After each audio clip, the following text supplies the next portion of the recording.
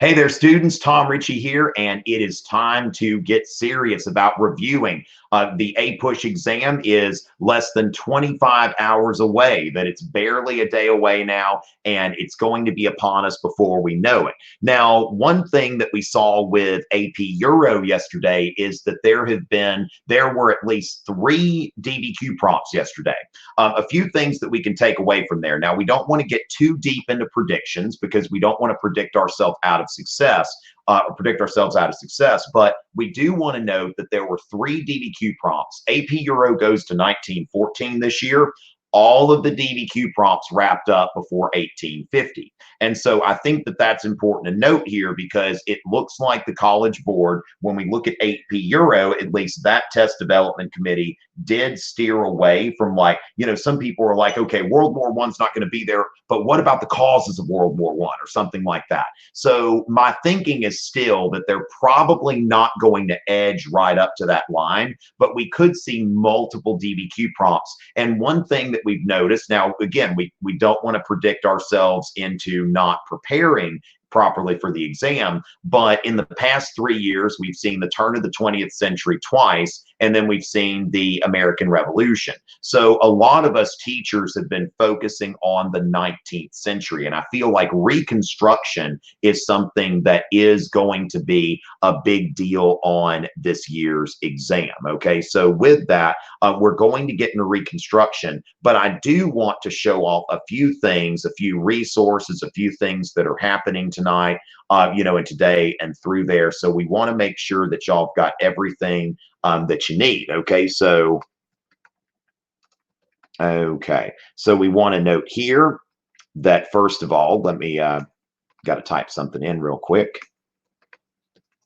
All right, let me go ahead and share my screen real quick, make sure that you can see all of these resources that I've got here. Okay, so sharing now. All right, sharing.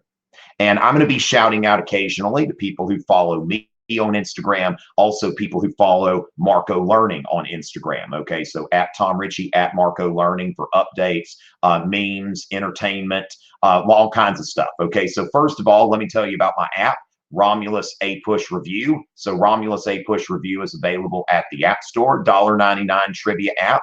Let's get it into the top 10. Let's get it into the top 10. If y'all can help me out here, I think it's useful. But then again, POV, Tom Richey, someone trying to sell an app. Now, one thing we want to know as well is for those of you struggling with POV, hip analysis, all that kind of stuff, POV, hold it down. Now, I've just put a video out to go with the guide. So I've got a guide to POV plus hip analysis, all of that. And then now I've even got a video on YouTube that I just posted last night. So I've got a video explaining POV using a viral video from a few years ago. I don't know how many of y'all are familiar with the POP hold it down video, but you can search Google for POV hold it down and you will get that. So of course, there's the Romulus app, there's the POV handout.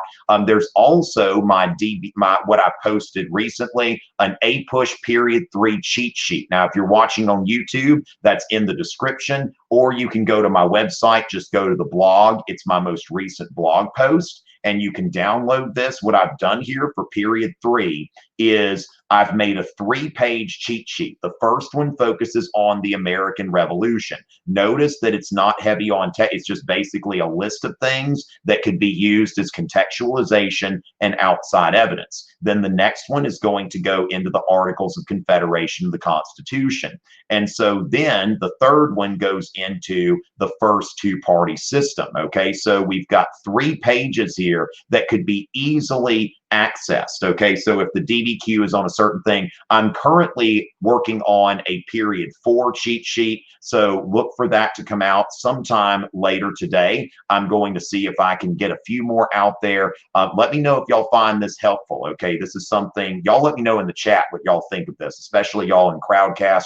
Remember, go to crowdcast.io/Tom Richey to ask questions during this broadcast. Ask questions and participate in polls, but those of you on YouTube, you're certainly welcome to be here. So then we want to note my APUSH DBQ rubric and tips page. Okay, so if you go to 2020 APUSH DBQ rubric, if you Google that, you're going to see here that you've got the direct link to the rubric. Then you've got APUSH, DBQ, rubric, and tips. This is the page where I've got all of the information here that's helpful, an APUSH DBQ rubric that you can print out and have with you. Then we've got an annotation and setup guide from Marco Learning, a DBQ, a sample DBQ on the American Revolution, and a sample response with a few notes on how to put the documents together and annotate and all of that. So those are some things that I think are going to be very helpful for you. Also, I've got a new video on the, so youtube.com/Tom Richey. If you're not subscribed, make sure to subscribe to the channel. I'd sure appreciate that. I do other exams as well and occasionally put out some videos that are general interest. And so with that, we want to note that our newest video is on the APUSH 2020 APUSH DBQ, and that's a little 10-minute primer on getting this together. Now, also at 8 p.m. this evening, Supreme Leader of APUSH, okay? Supreme Leader of APUSH, that's going to be at 8 p.m. Eastern this evening with special guest Kim Jong-un. Now, as far as that goes, ladies and gentlemen, I'm just going to tell you, we're going to see. It's going to be a game time decision. Y'all are going to come in and see that. Now, with that, why are you here, Bobby? You're here hopefully because you are getting ready for the exam. Now, the cheat sheet is not cheating, okay? So Mariana finds it to be something that's going to help. So yeah, so the period 3 cheat sheet, it is in the description, okay? It should be in the video description. If you go to, actually, you know what? That is, yeah, so let's see. APUSH period 3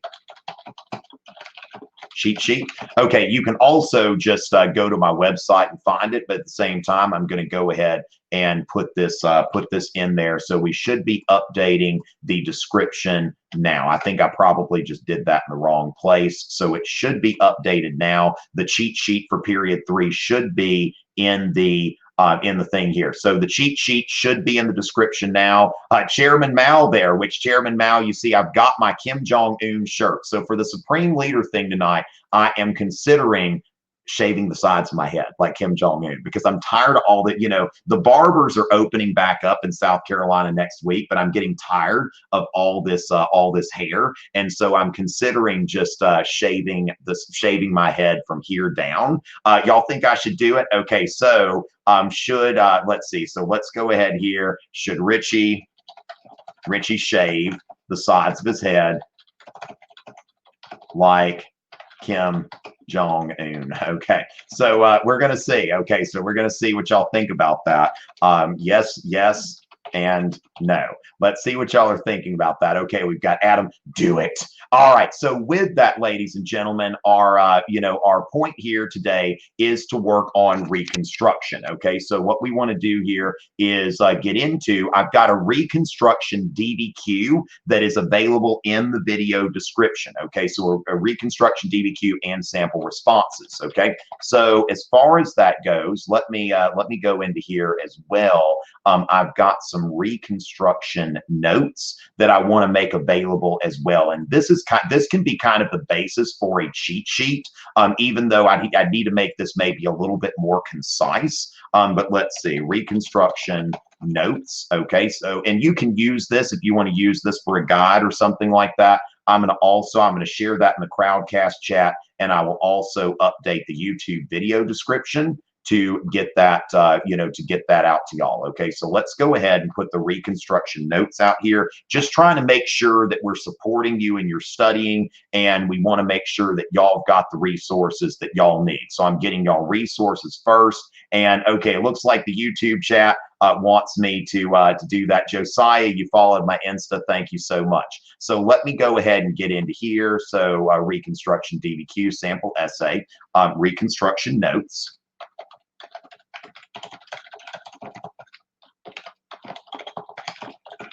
And those are my Google Drive notes on Reconstruction, and those are now added to the YouTube video description. Okay, so as far as that goes, we've got that. We should do it on Instagram Live. Okay, so we're going to go ahead and start getting into Reconstruction. Where did my phone go? Oh, here we go. How am I going to do Instagram shout outs if don't Don't have a phone. Okay, so let's make sure, you know, people are following me and also Marco Learning. Okay, so we, you know, Marco Learning, so new followers. Let's see here. Okay, so let's go ahead before we get started. Just do some shout outs for those of you who followed at the beginning. Ride_Ann_ Aaron Funston. We've got there Michaela Pelta, Vortuous 975 something random 420, in Camundro, Liz Dupree, Teddy Stebbins, and JTKUS Naughty. All right. So with that, thank y'all for the Instagram follows. And remember, we're going to be, you know, we're going to be trying, you know, shouting out for people who follow Marco Learning as well. Okay. So make sure that y'all are, you know, that y'all are in on that. Okay. So going from there, let's go ahead and start talking about Reconstruction. In some cases, kind of, you know, a bit of a, you know, not the most, you know, not the most exciting topic in the world necessarily, and a lot of times, you know, it can get kind of depressing. But at the same time, it is kind of at the center. I mean, Reconstruction is something that's really ripe for a possible DBQ.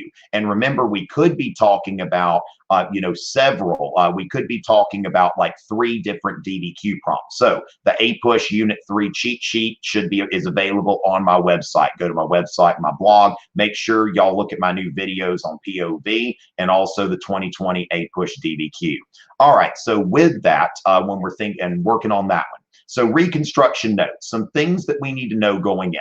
First of all, presidential Reconstruction and radical Reconstruction. Now, radical Reconstruction is another term for congressional Reconstruction. Okay, so radical or congressional Reconstruction. So that's, you know, that's one. Okay, so we've got, oh, okay. Catherine Sui, I need to make sure to give you a follow back. Okay, that is done. Okay, so we've got that. And we've now got a follow there. All right, over there in Puerto Rico, glad to see folks in Puerto Rico supporting my work here. And so, so with that, let's go ahead. Presidential and radical Reconstruction. The goals of presidential Reconstruction were to preserve the Union from the beginning and abolish slavery later. Now, of course, these are Lincoln's war aims. Okay, so when we look at presidential Reconstruction, we need to think about Lincoln's 10% plan, which I often refer to as discount Reconstruction, because when I think 10%, I think about, like, you know, there's got to be, what's the most obnoxious car lot advertisement in your, you know, in your area. Now, I might go ahead and kind of get, you know, this is sort of like a sloppy costume. How does it look now? I mean, do I look more Supreme Leaderish now? So with that, all we need is the hair now. So Lincoln, you know, I think about Kia of Greer, you know, like that's in upstate South Carolina. You always hear Kia of Greer. I need to be easy on my voice today, probably, but Lincoln's 10% plan. Only 10% of the state's voters had to swear an oath to the Union, whether they had previously supported the Confederacy or not.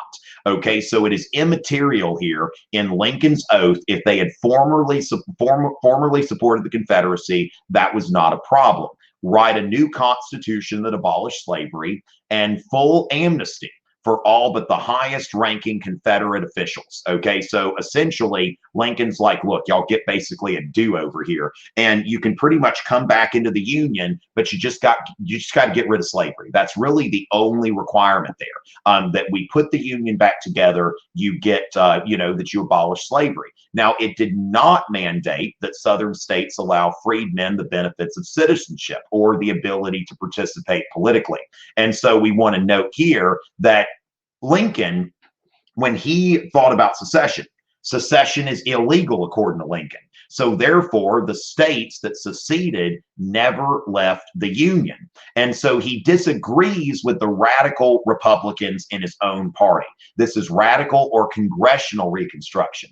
And so radical Republicans wanted to take things farther than Lincoln did. Okay, so they wanted to take things farther than he did. And, you know, so, or maybe, you know, sometimes I get, you know, further and farther. Further just sounds better, even if it's not technically correct. So full citizenship benefits to African Americans. And then they wanted to punish former Confederates. Okay, so they wanted to, one, grant full citizenship benefits to African Americans, and then two, punish former Confederates. And those are their goals here. So first of all, the Wade-Davis bill made it difficult for Confederate states to be readmitted into the Union. That instead of this oath that said like, hey, I'll support the Union, it is an ironclad oath that the only person that could vote in an election and help to reorganize the state government would be someone who could swear an oath saying that they had never supported the Confederacy. And instead of 50% of the states, 10% of the state's voters swearing this oath that they'll support the Union from now on, it's 50% of the state's voters have to say that they never supported the Confederacy. And when you start doing the math, this is a little bit like, wait, how exactly does that work? You see? And so Lincoln pocket vetoed the Wade-Davis bill. Now, this provides, if it's Reconstruction, I would say that this is your most natural contextualization. Thinking about what Lincoln wanted to do, what the radicals wanted to do, and putting the 10% plan up against the Wade-Davis bill. I think that that is a very solid contextualization for the Reconstruction period, because you're putting this into context and you're giving, you're letting the reader know this goes back to the Civil War. Okay, so Lincoln's 10% plan, this started in 1863. Okay, so this is starting in 1863. The Wade-Davis bill was passed in 1864. So understand that we're seeing that Reconstruction really started when the Civil War was still happening. Radical Republicans also wanted citizenship for African Americans. Okay, so they also wanted to force Southern states to grant citizenship to African Americans. Okay, that's what they wanted: citizenship and voting rights. Okay, so and voting rights to African Americans. Radical Republicans also, we want to note here that the former Confederate states, where Lincoln's like, you know what, I'm not too worried about their status. They never should have, secession's illegal. I'm not going to be so worried about that. We want to get them back into the Union. The radicals said that we want to treat them like conquered provinces. Now, until Lincoln was assassinated, he mainly stayed in control of Reconstruction. So Andrew Johnson lost control of Reconstruction, and the radicals got a majority in Congress in the 1866 election, basically a veto-proof majority. Okay, so this is something that's important because this was a veto-proof majority, which basically renders Andrew Johnson powerless. Okay, and so then we look at the Freedmen's Bureau. Okay, the Freedmen's Bureau was something that was created to help freedmen and women reunite with their families, find work. Now, typically sharecropping. Here's a sharecropping job for you. It was never adequately funded, discontinued by Congress in 1872. Why not more assistance to freedmen? What you want to think about there is that you have resistance both in the North and the South. Okay, that there are a lot of Northerners that don't want to be giving money to something that they believed is, you got to keep in mind that Northerners at that time were racist as well. So the Freedmen's Bureau was not a very popular thing here. Oh, Sophia, who's been following me for a while, is now following Marco Learning. Rod Ann, Lily Gaston. Yes, thank y'all so much for following my friends at Marco Learning. You're going to thank me later. All right, so AJ Cruz 146 and Lil Nazi official. That sounds very important. Audrey W.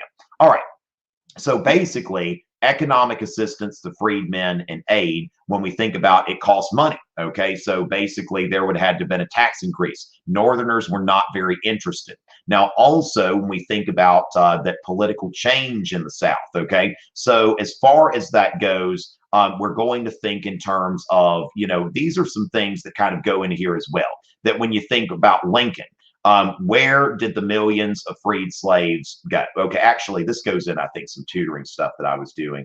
So as far as radical Reconstruction, okay, now, one thing we need to note here about radical Reconstruction is there are two ways that you can look at this, and it's not necessarily all one or the other. Both of them, when we're thinking about complex arguments, that both of these things can be legitimate. Okay, when you're thinking about, on one hand, did radical Republicans sincerely believe in racial equality? A lot of them, Might have.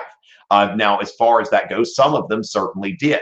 Now, radical Republicans wanted to, wanted to give these rights. Now, what we have to note here, though, is that the radical Republicans benefited politically from this arrangement. And Thaddeus Stevens, who was one of the leaders of the radical Republicans, the leader of the radical Republicans in the House, he said, former Confederate states ought never to be recognized as capable of acting in the Union or being counted as valid states until the Constitution shall have been so amended to make it what the framers intended, and so as to secure perpetual ascendancy of the party of the Union, so as to render our Republican government firm and stable forever. Now, what he's saying here about the framers' intent, that the framers' intent was for one party to be able to dominate the government, I think Federalist 10 says otherwise. But basically, Thaddeus Stevens is being pretty clear here that, look, our goal here is to make sure that the Republican Party is, that we don't have another two-party system, okay, that the Democratic Party is never going to be able to come back. Now, the impeachment of Andrew Johnson during the Tenure of Office Act. Now, note here, he was not removed from office by just one vote. And of course, now you are the first people to take an exam where 3 presidents have been impeached. Now, only 1 president has still resigned, and 0 presidents have been removed from office by the impeachment process.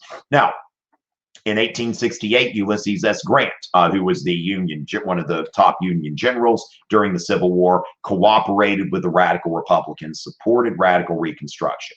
Now, as far as that goes, there were people that had some nicknames at that time. We think about carpetbaggers and scalawags. Okay, now these were nicknames that were applied by Southern whites. Okay, so a carpetbagger, this is somebody who came from the North and settled down in the South. Okay, so came from the North and settled in the South, usually looking for either work or a political appointment.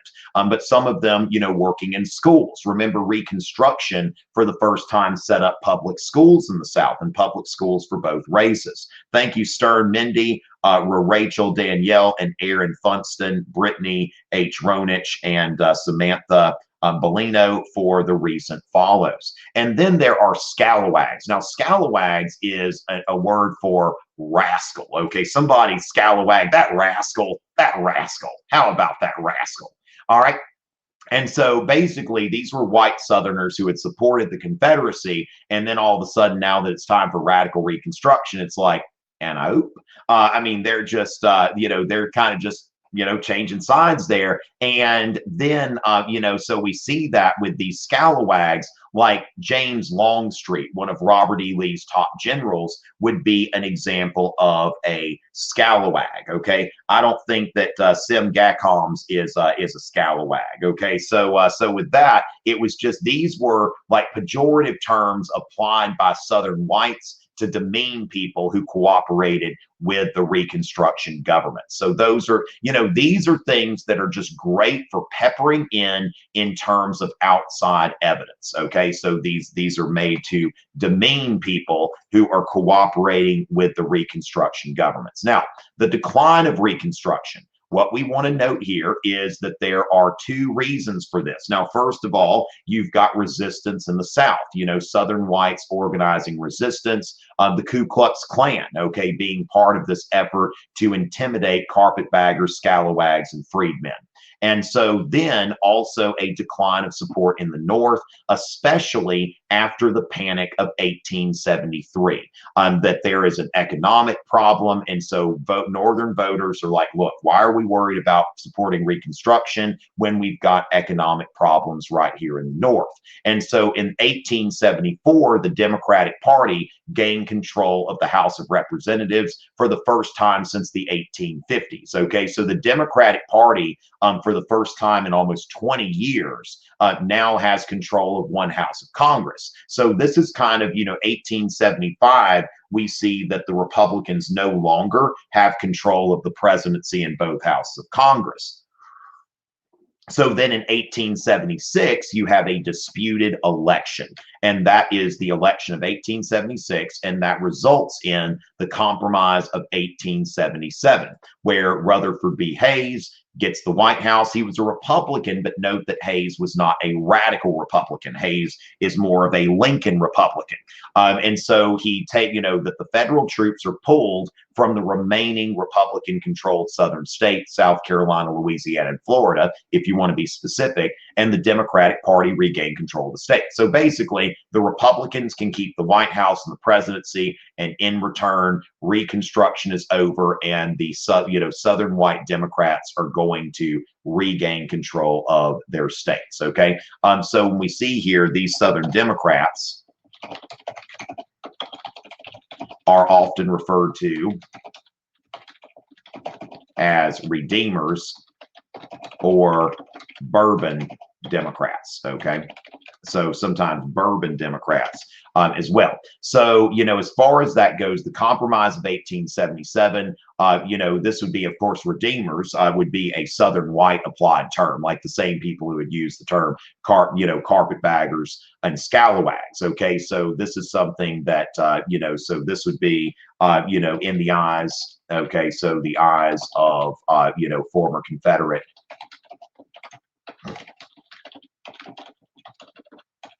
Okay, so former Confederate supporters or bourbon Democrats. Now, the Compromise of 1877, we also want to note here, one of the most important things about Reconstruction is radical Reconstruction brought in a lot of changes. And then after 1877, these changes were rolled back.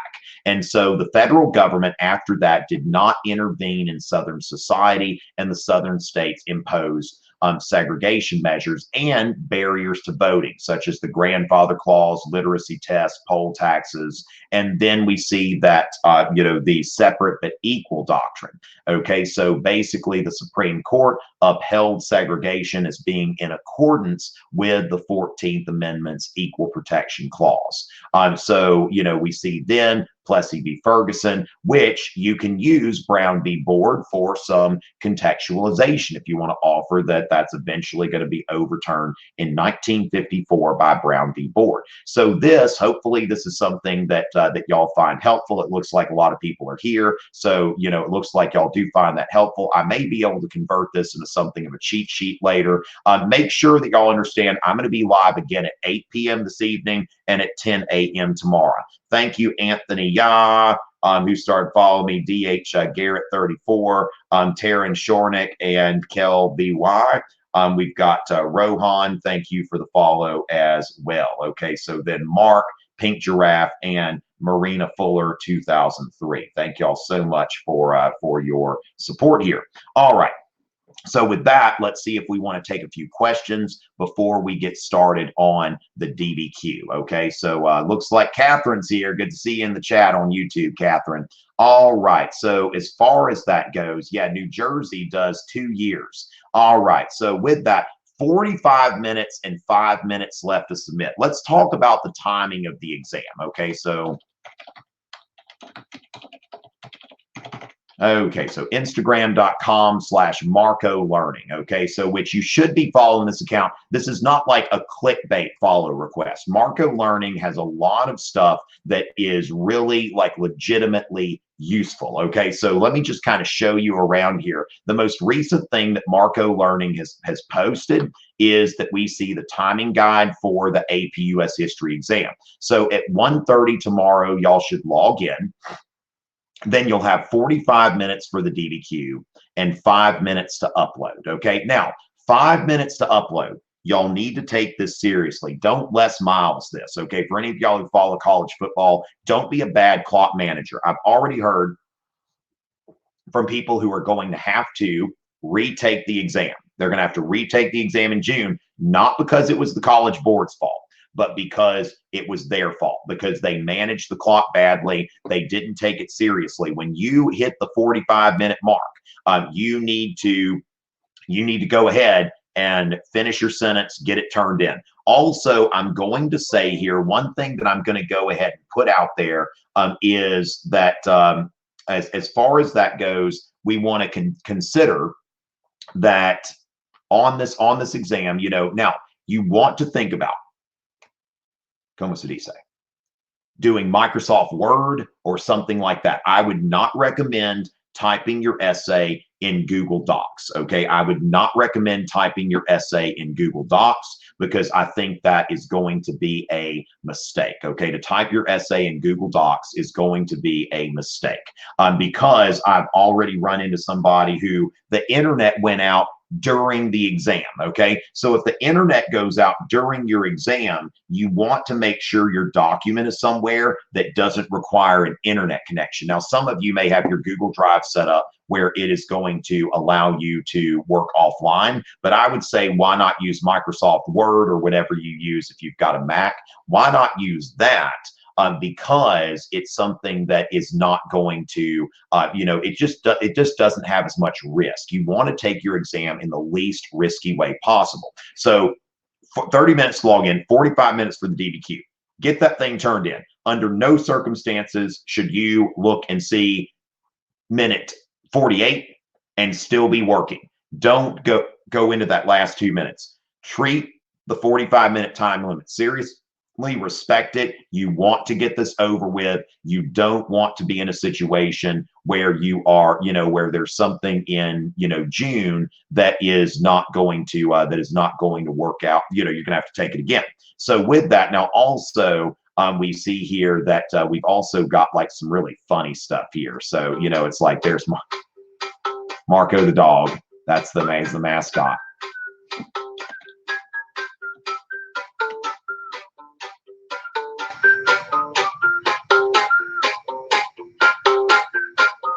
So this is a great source of laughs as well. Okay, great source of laughs, also great source of information. And remember also, ladies and gentlemen, Romulus APUSH review. Where did I put that tab? Okay, so Romulus APUSH review, Orange Education. Okay, so Romulus Education. Now, you can go see this directly at the App Store. Okay, so APUSH review is available at the App Store, Google Play.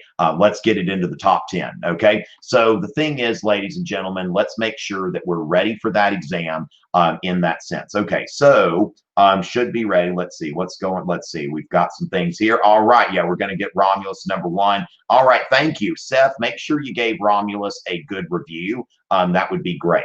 So yeah, Rohan's noting there are some things that Grammarly messes with. I would recommend Notes if you're doing, Notes, Microsoft Word, something that's based on your computer without any plugins or additions working, and then copy and paste that into your space provided by the College Board. That's what I generally am going to recommend here. All right. So as far as this stuff here, I think we've gone into, so can we practice interpreting documents such as images here? Okay. So when we look into that, let's see here. So did I put, let's see. So my Reconstruction DBQ, let's go. Now, I've got a new video, remember, on the APUSH DBQ. Go show that some love, please. If you're a teacher, feel free to share that with your students. I would be much appreciative. And so with that, let's go into our Reconstruction DBQ. So let's see, DBQs, modified. This is available for those of you on YouTube. This is available in the, in the video description. So Reconstruction and social change. Okay, so Reconstruction and social change. Okay, how would we use a visual source? Now, we're going to get to that. One of the 5 sources is going to be visual. So now what I'm going to do is we're going to walk through the Reconstruction DBQ, okay? And with that, thank you, Michael Walls, 9, and Elodie Pridgent. And then we've got Movie Man 2003, Sarah Euler. That's a cool thing here. So we've got like the captain over there. I've got the supreme leader thing going on tonight. We've got like the captain of APUSH. So great. So we've got that. And let's go ahead and get into the this DBQ. All right, so we're going to go through the documents, and also this sheet that I've got here. This is on your this is on the video description on YouTube. Okay, so this sheet is in the video description on YouTube. So we've got the notes, and also, oh wait, okay, so we need to actually go into my drive, APUSH, and I need to pull this up. Okay, where is APUSH? There it is. And wait for it. Okay, so democracy, Reconstruction, DBQ setup.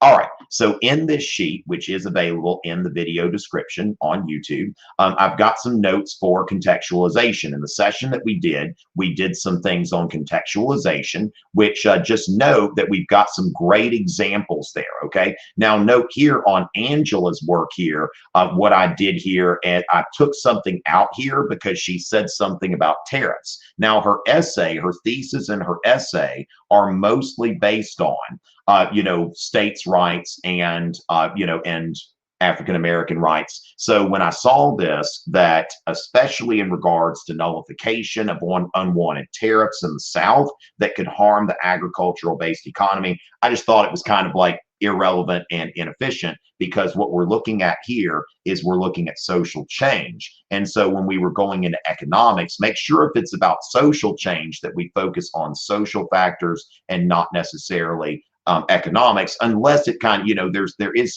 a little bit of overlap there. But what I noted here is the essay itself doesn't really address tariffs or economic policy, so that's not there. But contextualization, 3 content-rich sentences. Include 1 to 2 specific details, as specific as possible. The 3rd sentence should be all about getting into a specific and relevant detail.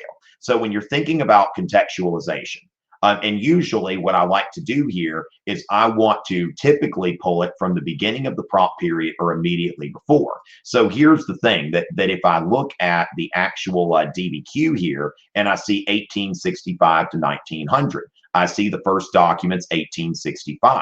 So therefore, anything before 1865 is fair game.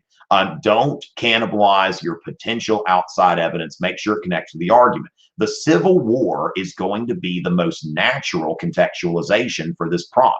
The Civil War that broke out in 1861 was a result of turmoil between the Confederacy of the seceded states and the Union, was largely caused by huge disputes over slavery and states' rights. As the war came to a close with the U.S. with the Confederate surrender in 1865, President Lincoln and the Union made a large effort to rejoin. Okay, so made a large effort to rejoin the South into the Union and welcome African Americans into American society.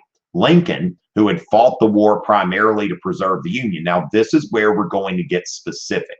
I think that the 3rd sentence of contextualization should be, we see that we've got some kind of general stuff about the Civil War. We see kind of a narrative about the Civil War, and we're going to drive this home with a very specific phrase, okay, a very specific thing that's going on that doesn't cannibalize our outside evidence.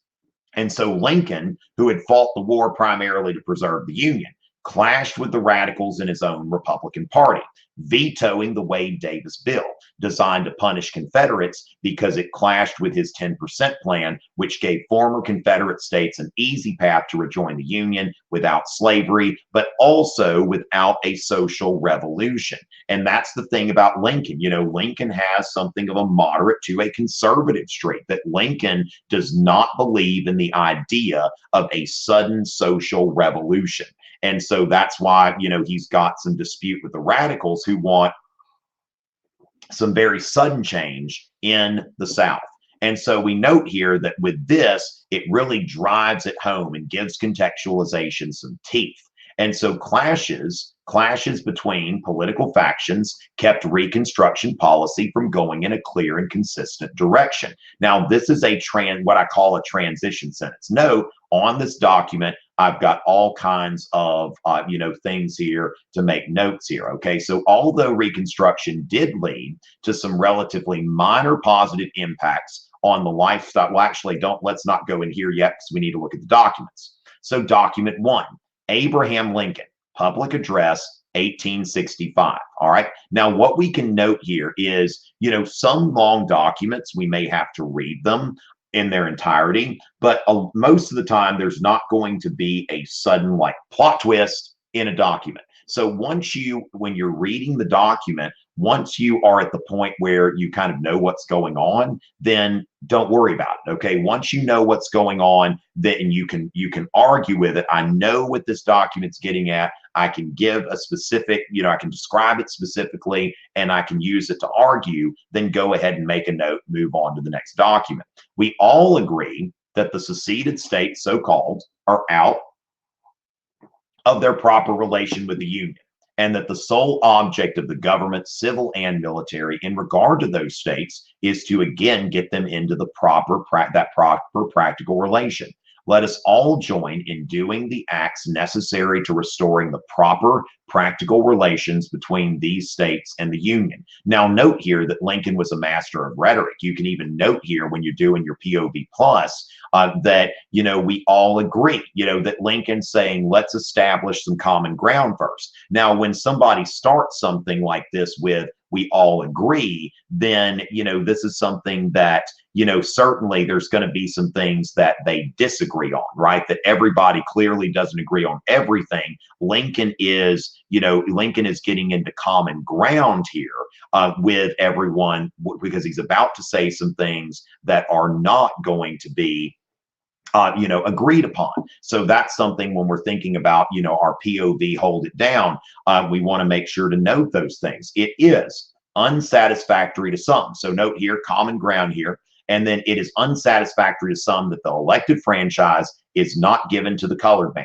Now, note here that some of these documents are going to use some archaic terminology. Okay, so now today somebody could say people of color, but to say colored to describe somebody is not, this is archaic language. You wouldn't replicate this language in your DBQ. So remember, quoting does not show that you understand the document. So in general, you should avoid quoting. So this shouldn't be a problem for you that your essay is, riddled with language that is archaic and considered today to be racist.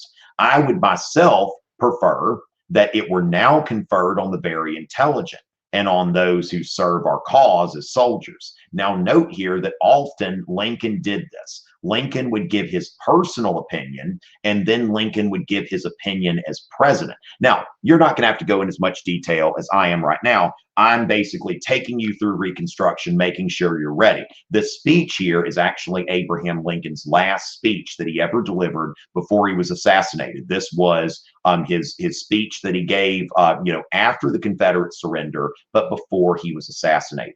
Still, the question, so he's saying my personal opinion. Now, note here that he doesn't say that his personal opinion is for, universal suffrage. He doesn't say that he believes all the freedmen should be able to vote. Now, of course, if he expressed that personal opinion, that would have been met with some hostility in the South. But what Lincoln is doing here is actually not against what some former Confederate leaders were saying.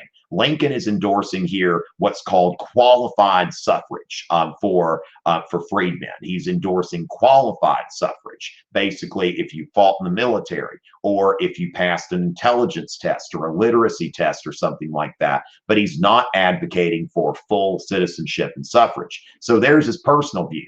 Now, the Louisiana Constitution had an all-white electorate. Still, the question is not whether the Louisiana government as it stands is quite all that is desirable. The question is, will it be wiser to take it as it is and to help to improve it, or to reject and disperse it? Can Louisiana be brought into proper practical relation with the Union sooner by sustaining or by discarding her new state government? Some 12,000 voters are in the heretofore slave state of Louisiana. So what we want to note here is when we're thinking about evaluate the extent to which it fostered social change, our argument's going to be either that it did to a small extent, another argument would be to a great extent, or another one would be to a small extent here or to a great extent here. Or with Reconstruction, you could make a complex argument that gets into continuity and change over time, where we're thinking in terms of, to a large extent at this point, but then after the Compromise of 1877 turning point, these advances, were reversed. And so that is complex because it brings in continuity and change over time. And so with that, Lincoln says here that they have been a slave state. So the thing is, Lincoln's like, let's look at our victory here, that Louisiana is submitting a free state constitution. And so they've sworn allegiance to the Union, assumed to be the rightful political power of the state, held elections. I was about to say elections. What's an election? Held elections, organized the state government, adopted a free state constitution, giving the benefit of public schools equally to black and white. So you note here that public education, like all of these things are in the course and exam description. Public education, advances in property rights for women, rights for freedmen as far as the 13th, 14th, and 15th Amendments. Those are all in the course and exam description. So what you're doing with these documents is largely putting these documents into a puzzle that you've already partly put together, because you should already have an idea of what happened. What did Reconstruction do as far as social change? And so we see here empowering the legislature to confer the elected franchise upon the colored man. So what Lincoln here is saying, that the legislature, while it's not giving black people the right to vote, it is saying that at a later time, the legislature could grant the right to vote. And so with that, we see here, these 12,000 persons are thus fully committed to the Union and to perpetual freedom in the state, committed to the very things, nearly all the things that the nation wants. Okay, the nation wants, and they ask the nation's recognition and its assistance to make good their committal. Okay, so as far as that goes, we see this. So Lincoln here, we see here that we've got a limited amount of social change. Okay, so a limited amount, but not necessarily a lot. Okay, so as I'm going through the documents, remember, if you want to do this with a pen and paper while you take your DBQ tomorrow, you can go to my APUSH DBQ page. Okay, which you can go to my APUSH DBQ page on my website. Remember, the period 3 cheat sheet is my latest blog post. So you would just go and open up my blog, and then, you'll see that. Now, for courses, APUS history, we go to the APUSH DBQ, and you can see the annotation and setup guide from Marco Learning if you want to do this with a pen and paper. But you can also take what I've done here on the Google Doc and make this your annotation sheet. Okay, so you can make your annotation sheet out of this. So with that, what we see here is Lincoln encouraged that Congress, so basically encouraged Congress to accept Louisiana's proposed unionist constitution. And so what argument does this support? So it supports social change. We might note here limited social change. Where we're thinking about it abolishes slavery and provides education, whereas does not support denial of voting rights, reinforced the social hierarchy. So basically, Lincoln's like, look, that slavery's done, but for right now, Lincoln's like, look, there's going to be a period of time where that social hierarchy probably stays in place. Lincoln's very much a pragmatist. That's what you see throughout his presidency, that he may have his personal views, but he's also very pragmatic. Okay, so as far as that goes, then we see that we see there that POV, context, audience, and purpose. Now, somebody might know that Lincoln was assassinated after giving this speech. Obviously it was sometime after, but it was only a few days after. Lincoln was trying to encourage radicals. Now, this is purpose or audience. Okay, this kind of brings in several things here that Lincoln is doing some, you go into purpose here, that Lincoln's trying to encourage radicals in his party to support something that they did not want to support. So this is audience and purpose, whereas Lincoln was assassinated, this is something that has some, historical context. Okay, so historical context is here, where that he was assassinated soon after it, that altered the course of Reconstruction. So that's something you could bring as historical context. You could also bring that in as outside evidence, perhaps, if you want to distance it from the document. So then document 2. Now, document 2 is a little bit of an easier read. Some documents will be longer than others. Document 2, Robert E. Lee, former Confederate general. Testimony before the United States Congress Joint Committee on Reconstruction, 1866. Question: how would an amendment to the Constitution be received by the secessionists or by the people of Virginia at large, allowing the colored people or certain classes of them to exercise the right of voting at elections? Robert E. Lee says, I think, as far as I can form an opinion, in such an event they would object.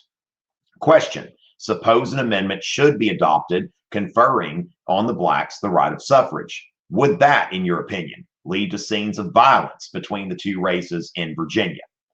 I think it would incite unfriendly feelings between the two races. I cannot pretend to say to what extent it would go, but that would be the result. Now, one thing that would be an interesting POV analysis here, you would note that is it apparent to you, and it should be, that Robert E. Lee is choosing his words very, very carefully, okay? So Robert E. Lee is giving a public testimony. Robert E. Lee is the most, is the highest profile former Confederate leader.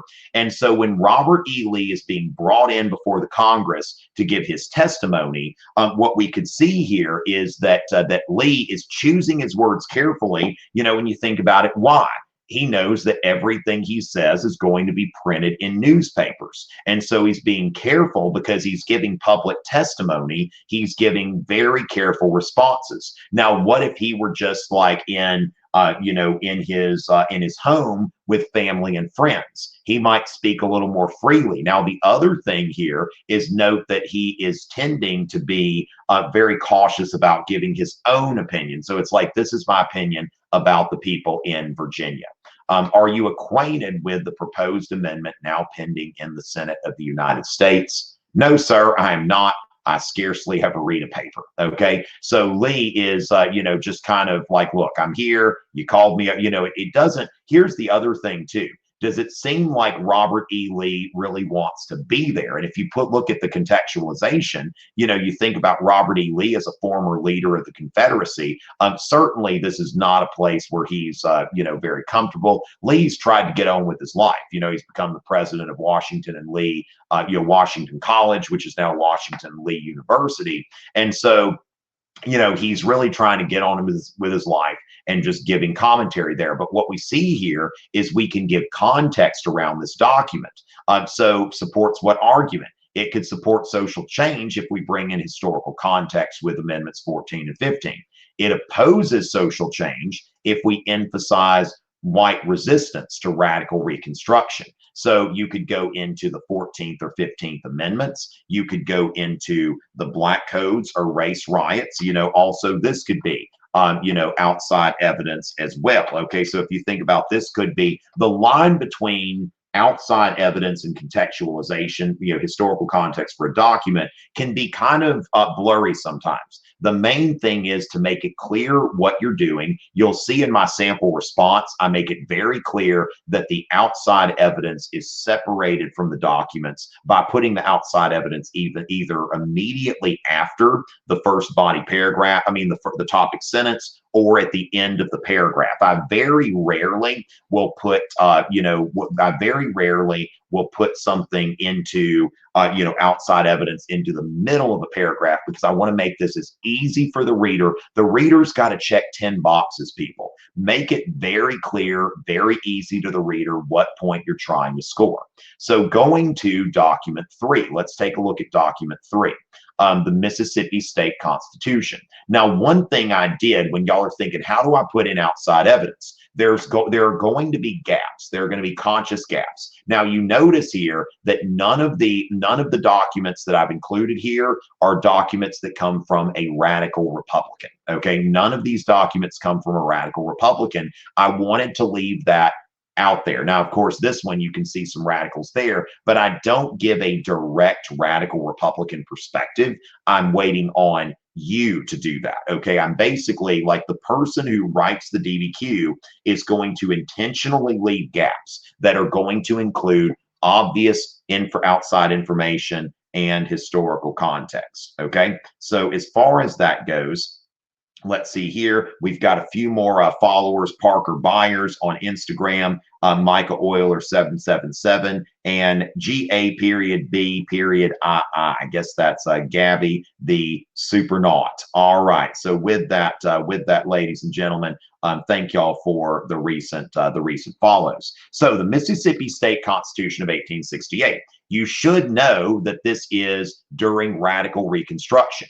And when we look at the first sentence here, all persons resident in this state, citizens of the United States, are hereby declared citizens of the state of Mississippi. This was a requirement for their state constitution under the 14th Amendment. So the 14th Amendment could be used to contextualize this document for historical context for document 3, not for the essay as a whole, but for contextualizing document 3. The rights of married women shall be protected by law in property owned previous to marriage, and also in all property acquired in good faith by purchase, gift, devise, or bequest after marriage, provided that nothing herein contained shall be so constrained as to protect and said property from being applied to the payment of their lawful debts. All persons who have not been married, but are now living together, cohabitating as husband and wife, shall be taken and held for all purposes in law as married, and their children, whether born before or after the ratification of this Constitution, shall be legitimate. Now that's interesting. It's kind of an ex post facto law. I'm not a lawyer, but it sounds interesting, before or after. Now here's the thing, that this is first of all could be first of all seen as protecting women, making sure they have a right to child support from the father, and also when you think about slave marriages before the Civil War, slave marriages were not legal, but so what's happening here is if these freedmen and women are living together and they've got children together, then they're going to be treated as a married couple, what we call common law marriage, whether they are, whether they're legally married or not, that they are going to be treated like a married couple in the eyes of the law. So document 3. Now, some people may think, I want to strike this document. It's okay to strike 1 or 2 documents. Now, remember, I typically will recommend either using 3 documents or using 5 documents. I wouldn't recommend 2 or 4. So a brief summary of the document or a relevant portion of the document. Basically, everyone in Mississippi is a citizen and property rights for married women are protected. So social change, or we see social continuity in terms of women's suffrage. So for women, we want to note that their property rights were protected, but their political status did not change as a result of Reconstruction. And we also want to note there is kind of a division between, between some suffragists where, Frederick Douglass decides that he's going to support the 15th Amendment. Frederick Douglass had gone to the, Frederick Douglass had been at the Seneca Falls Convention. He was a supporter of women's suffrage. But when the 15th Amendment was being debated, a lot of women's suffrage leaders said that the African Americans should not support this amendment. Okay, African Americans should not support this amendment because it does not include women. Frederick Douglass decided, you know what, we should take what we can get, and we can get the women the vote later. So that caused something of a rift in the women's suffrage movement. And so from there, we go on to document 4. Now, document 4 is a visual source. Now, remember, visual sources have a purpose. They have a point of view. There's some context there. So we see here, photograph of a class studying the Earth's rotation around the sun, Hampton Institute, Hampton, Virginia. Now, there's one trick here. Now, Google should be treated like the One Ring. Any of y'all seen the Lord of the Rings? That the One Ring is evil, okay, but it's powerful. And so the thing is, somebody could go in conceivably real quick. What's the Hampton Institute? Now, you don't necessarily need to know this, but somebody can go in there and the Hampton Institute. This is probably going to take too long. So is a private historically Black university in Hampton, Virginia. It was founded in 1868 by Black and white leaders. Okay, so there you go. Take the ring off. Okay, the ring must be destroyed. So with that, they are, studying the rotation of the Earth around the sun. Now, social change, public education, I might say here, pair with document 1, because remember, Lincoln mentions public education in document 1. So when we look here, we see that, of course, this is not, this is Hampton Institute. So it might have not actually been good to Google. Googling can actually shoot you in the foot. So I would say, probably not. If you can get through this whole thing without Googling, just like if Frodo could have gotten all the way to Mount Doom without ever putting the ring on, that would have been the best thing. Okay, thank you, Alex, for the most recent follow. And let's see, we've got, are you Greek or Turkish? Of course, I may not see the chat there, but we've got that I there with Greece, and what I usually see from people with from Greece and Turkey. And so as far as that goes, we'll give a shout out to everybody over there at CHSW 22. All right, so we've got Maria Pasomas, Teddy Manrique, and Chris 55 hand, something like that. Okay, so with that, and then there's a Tom Richey fan page with a bunch of underscores. So it looks like they just created that. Thank y'all. Okay, so with that, going into, what you see here is basically, now you see a white teacher, which was consistent, a lot of carpetbaggers. We could offer historical context. A lot of carpetbaggers came in, and they, they were teachers. And remember also that before the Civil War, it was illegal to teach a black person how to write, at least if they were enslaved. So we see here that they are getting an education. And so you can note here that POV context, you could talk about carpetbaggers. Okay, so carpetbaggers, came to the South and start, to be teachers in schools. Okay, so a lot of times these would be people who came, not always, but a lot of these white teachers would have been people who came from the North. Okay, so some carpetbaggers came down, and they worked in the schools. So with that, that's something that you could use, but remember that you want a specific description there. Okay, and then document 5. Now document 5 is really rich here. Now Booker T. Washington is somebody that you should all be aware of. Okay, so Booker T. Washington. Now note here, the prompt goes through 1900. Now note that we never saw anything about the Compromise of 1877. So that's another great piece of potential outside evidence. So going from there, we see Booker T. Washington up from slavery, 1901. Though I was but little more than a youth during the period of Reconstruction, I had the feeling that mistakes were being made and that things could not remain in the condition they were in then very long.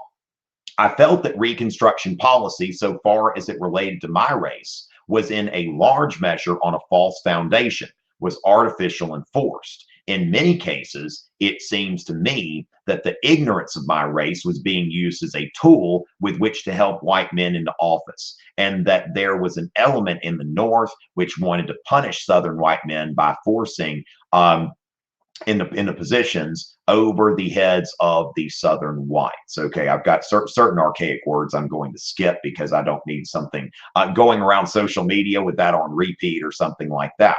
And so basically, he thought that his race should be the one to suffer in the end.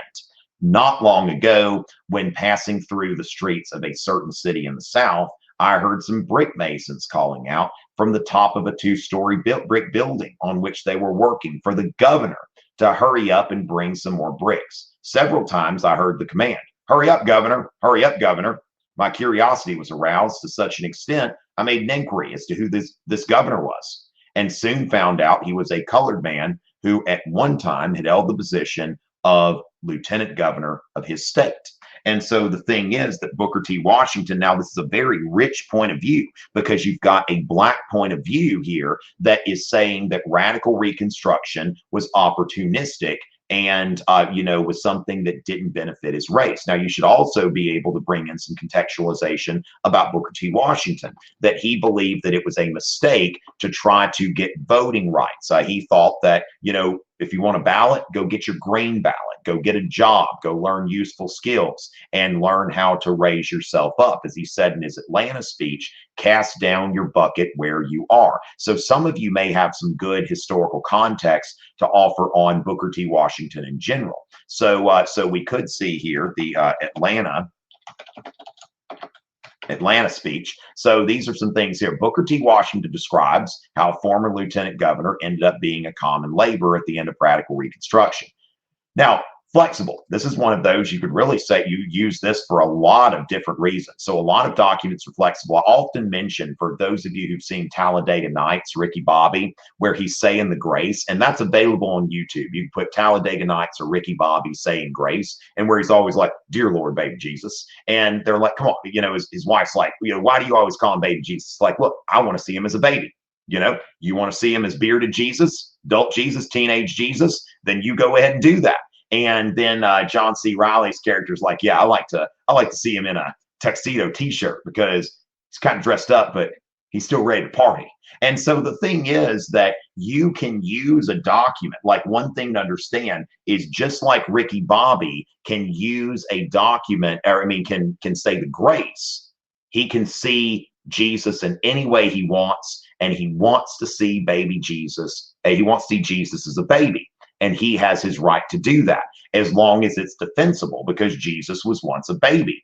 And so here's the thing, that with documents, as long as your use of the document is defensible, make that document be part of your argument. Like, make it, if you can fit it into the argument that you want to make. There are a lot of documents that have flexible use. Okay, so as far as that goes, the claim in body paragraph 1. So we're going to put this together. Okay, so the claim in body paragraph 1 is that freedom for African Americans, property rights for women, public education. So what I'm going to note here is social change. Okay, so I'm going to note social change during Reconstruction. Okay, and then in body paragraph 2, I'm going to say that the resistance to social change limited the impact of Reconstruction. Now, in this one, I'm writing a 10-point essay. Remember, for most of you, I would urge you to do a 6 or an 8-point essay. I'd encourage everyone to go for 8 points, doing your contextualization last, going back up and doing it last, just in case you run out of time. You don't want to be running out of time in your body paragraphs. So with evidence from the documents, 1, 3, and 4 support reforms here. Now note, I'm also going into my POV plus. So I'm going to do point of view for document 1. And then I'm going to look here at, for POV for this one, document 5. I'm going to give historical context on Booker T. Washington. So outside evidence, I'm going to use the 13th Amendment, and I can also go into Reconstruction amendments in general. And then in my second paragraph, I'm going to go into the resistance to social change, and I'm going to bring in the Compromise of 1877. Now, remember, they're going to write these documents. They're going to write these questions so that they are, there are gaps in the outside evidence, and they're going to be obvious gaps, okay, in the outside evidence. So with that, this Reconstruction note sheet, which I will try to get this condensed into something of a cheat sheet later. That's something that we can use to help us here in terms of identifying outside evidence. Okay, and remember that the cheat sheet for period 3 is on my website. Just go to tomrichey.net, go to the blog, or there's a link, should be a link in the description as well of the video. Subscribe to the channel if you're finding this helpful, please. I would appreciate it. All right, and thank you, right? So click here to download the cheat sheet for period 3, and notice the cheat sheet for period 3 is divided into the American Revolution, 1 page for the Revolution, 1 page for the Constitution and the Articles, and another page for the first two-party system. So basically taking period 3 into 3 phases here, which depending on the topic of the DBQ, you've got things that you can go in and look at. So with that, we see here what's going on in those terms. And remember that Romulus APUSH review is available at the App Store and Google Play, just a handy little inexpensive trivia app. And we'll see, if y'all help me get it, I'd love to get it to #1 tonight. They don't update these very quickly. So y'all might have gotten me into the top 10, us into the top 10 already, right? It is about all of us here. It's a combined project. Of course, that's POV me. And so when we look at the thesis statement, Reconstruction, basically I took that context that I gave you earlier, and y'all all got access to this document in the video description. So what we see here, the Civil War that broke out in 1861, we go into the Wade Davis bill, the clash between Lincoln and the radicals, which sets up contextualization. It explains why Reconstruction didn't go in a consistent direction and it was later undone. Reconstruction generated a great deal of social change in the United States by emancipating slaves, recognizing the right of women to own property, and providing public education to all races in the South. However, and this is a thesis that I'm trying to go for, be eligible at least for complex understanding. Remember, complex thesis, no one thing gets you the complex understanding point. The reader does not owe you the complex understanding point.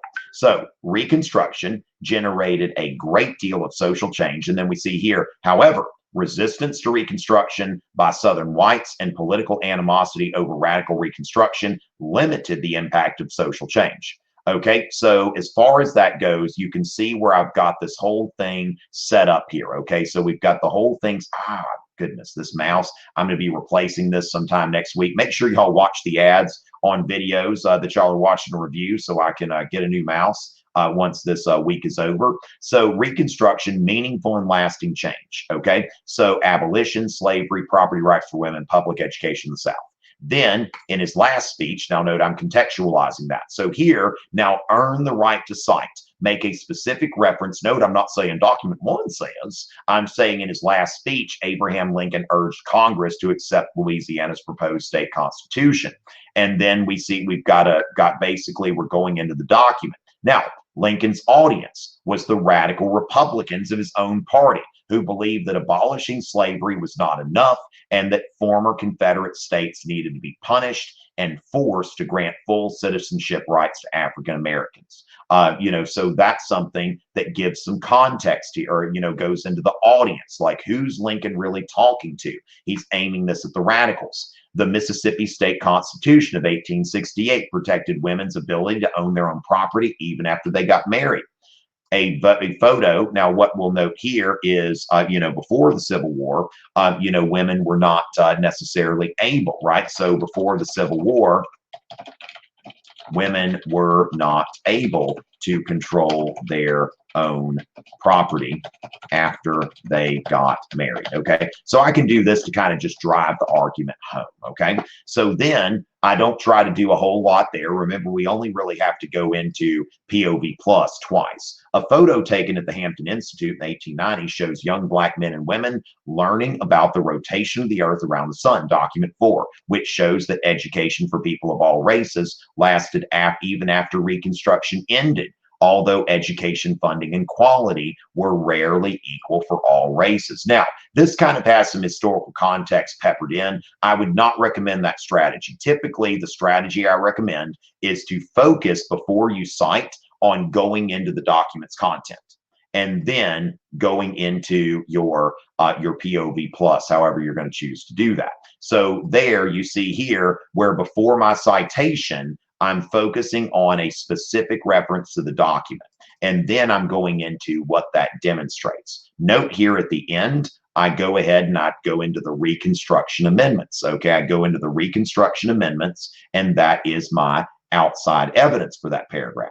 Then you see here, although there was substantial social change as a result of the Civil War, resistance to change from Southern whites and apathy in the North resulted in social change being limited. So then I go into describing what's happening in document 2 in a way that obviously supports this topic sentence. The main way to understand, am I using the document to support an argument, is this is the topic sentence.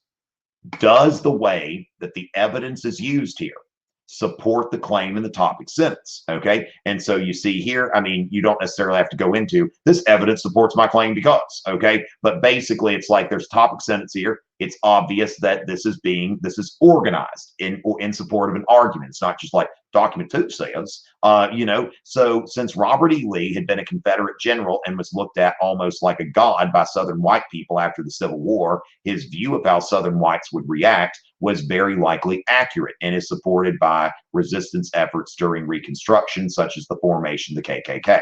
So I'm bringing in a bit of, remember, you only have to do POV, context, audience, or purpose, but you're naturally going to go into multiple things, like you'll do an element of POV and an element of context. Those are things that, you're going to be able to do. So decades after radical Reconstruction ended, Booker T. Washington, a prominent Black educator, noted that there was a man who had been the lieutenant governor of his state that was getting bricks for Masons. Okay. Washington, who was critical of attempts to to prioritize voting rights for African Americans ahead of getting decent jobs, used this story to promote his program to provide vocational education, such as the education provided at the Tuskegee Institute in Alabama. Notice that I go into purpose analysis, but also purpose analysis, purpose and context. Okay, purpose, historical context analysis for document 5.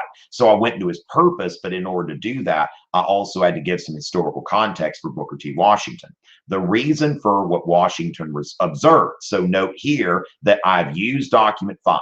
I've obviously got my POV plus here, and then at a good social distance from any of the documents right here at the end of the paragraph, the Compromise of 1877, where I go into that. And note that usually when I use outside evidence, I really like, what I really like when we're doing outside evidence is I like for us to, to use 2 sentences, because it makes us go deep into it. It ensures that we're not name dropping. Thank you, Alexa Greenstein, for the follow. Emma Sward, it's fine. Maggie Musto, Adira, and Braden. Thank y'all so much for that. And y'all put me over 21K. That's not, what a nice little way to end this. Now, one thing that I want to note here is at 3 p.m. Eastern, I'm going to be on Marco Learning's YouTube channel, youtube.com/Marco Learning.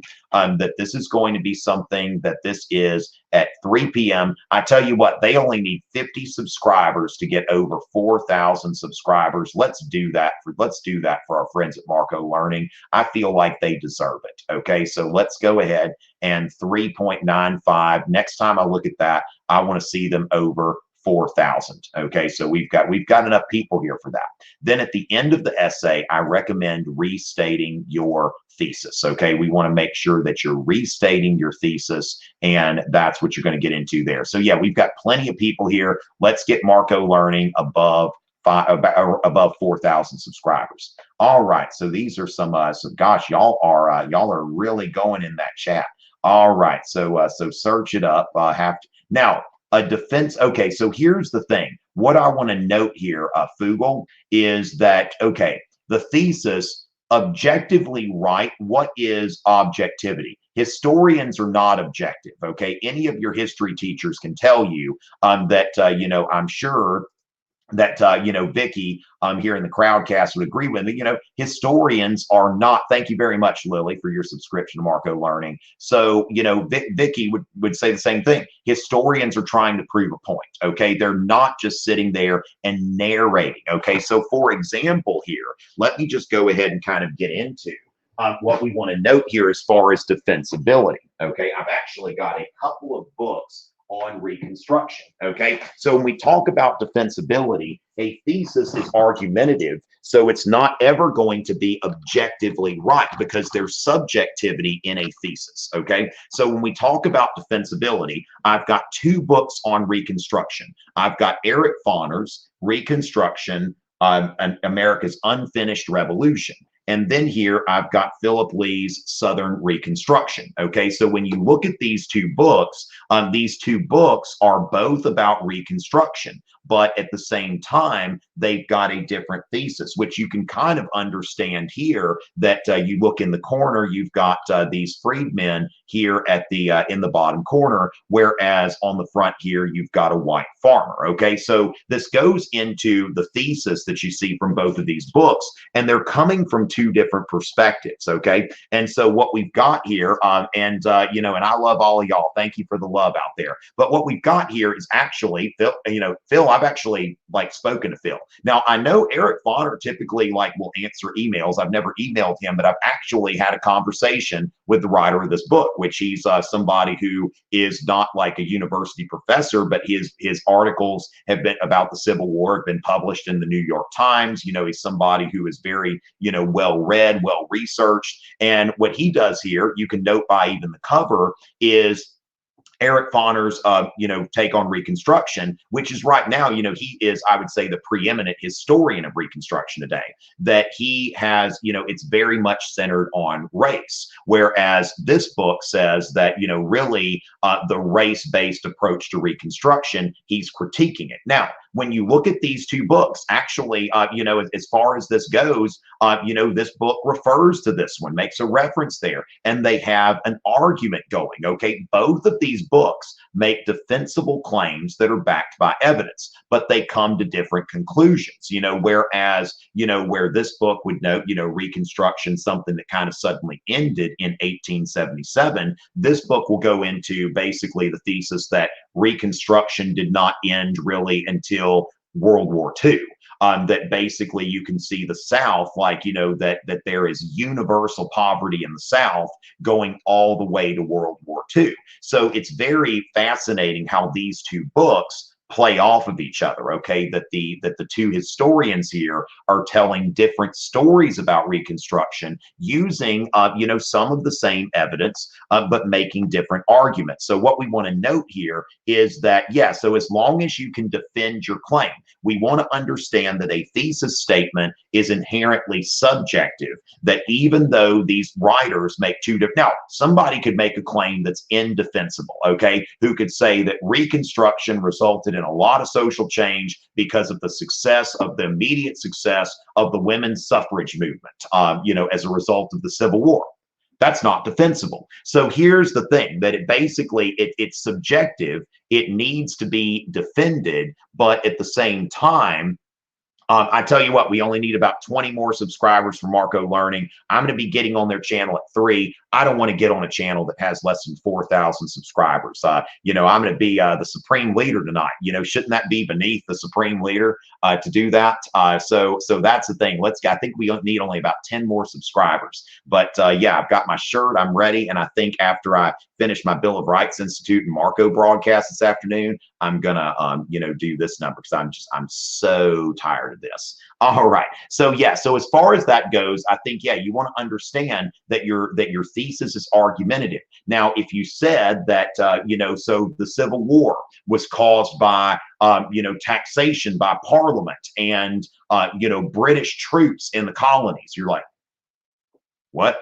Okay, so understand that, you know, there is a valid argument to say that Reconstruction resulted in a lot of social change, or Reconstruction resulted in only a little, or a lot in this way, a little in this way, or at first a lot and then a little, or at first a little, then more, and then, you know, so that's something. Now, another thing I want to note about Reconstruction is a lot of people confound the Black Codes and Jim Crow. Okay, so, you know, the Black Codes and Jim Crow.